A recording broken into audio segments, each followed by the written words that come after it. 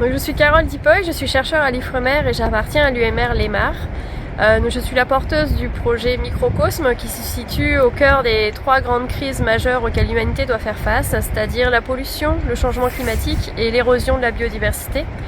Donc le projet Microcosme a pour but d'étudier les réponses de l'huître plate face à la pollution par les microplastiques dans le contexte du réchauffement et de l'acidification des océans. Donc l'huître plate n'a pas été choisie au hasard, c'est une espèce qui est locale, endémique en Europe et dont les populations sont en déclin. Donc aujourd'hui il est important de l'étudier pour mieux la préserver.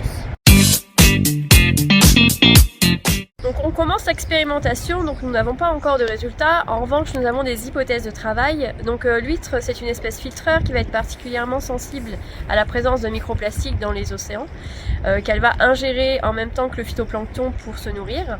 Elle est également sensible au réchauffement des océans puisque toutes ses fonctions physiologiques sont régies par la température du milieu. Et enfin, c'est une espèce calcifiante qui est donc sensible à la diminution du pH de l'eau et en particulier aussi de la diminution de la disponibilité des ions carbonates qu'elle utilise pour fabriquer sa coquille. Donc l'ensemble de ces facteurs auront des effets négatifs sur la santé de l'huître et lorsqu'ils vont être en interaction, on peut s'attendre à des effets qui sont encore plus importants.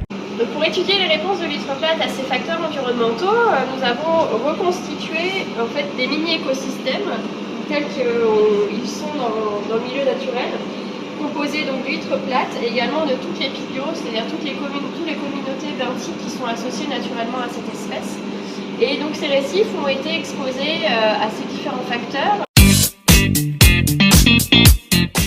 Donc le soutien de la Fondation Rovaltin nous permet de mettre en place ce projet ambitieux et de réaliser une expérimentation sur 1 an.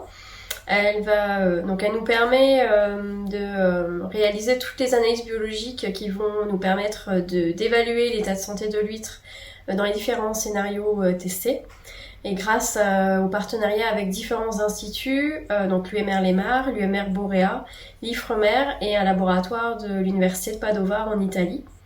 Et enfin, son soutien va nous permettre de faire partir notre chercheur en postdoctorat sur ce projet en congrès scientifique afin de partager à la communauté les résultats issus de Microcosme.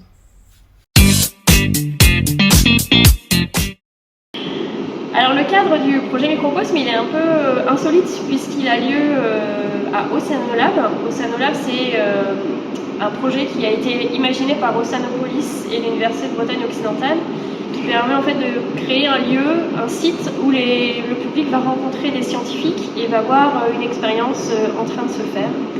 Donc le public va pouvoir être vraiment immergé dans la vie d'un scientifique, avoir une actualité scientifique vivante et accessible. Et ce que l'on veut dans le cadre du projet Microcosme, c'est créer des émotions au travers de notre expérimentation, du visuel dans les aquariums, afin d'encourager les jeunes et les familles en fait, à la préservation des écosystèmes marins.